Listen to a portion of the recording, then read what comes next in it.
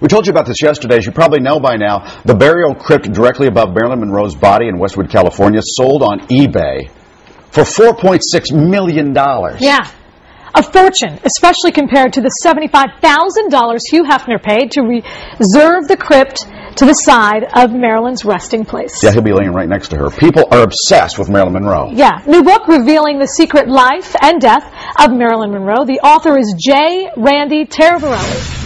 Hey, what a great book. I mean, this is fascinating, and some pictures that I'd never seen before. But there's a picture in there of Marilyn Monroe that is just perfect, Randy. It shows her vulnerability, how beautiful and glamorous she was, but also the vulnerability in her face. You know the picture I'm talking about?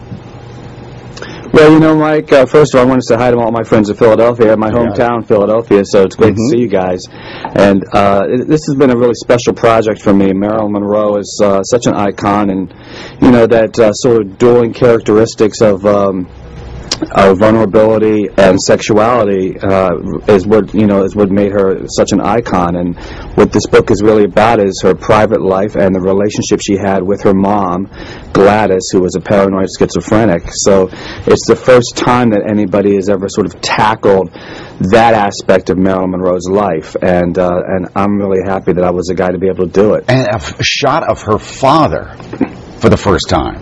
Yeah. Yeah, you know, it's what's interesting about her dad is that this gentleman was a man named Charles Gifford Jr., who Gladys, Marilyn's mother, always insisted was Marilyn's dad. But because Gladys was mentally ill, nobody wanted to believe her. But she was very consistent throughout her lifetime. And Gladys, Marilyn's mother, actually lived 22 years longer than Marilyn Monroe did. And so you get this sort of journey of this woman's experience in this book, and you really get an understanding of how Marilyn. And there's a picture, sort of. Sorry, Ray, we only have a little. Yeah. A picture of she with John Kennedy and Bobby Kennedy that nobody's ever seen. I think that's an amazing picture, Mike. Yeah. Isn't that a great shot?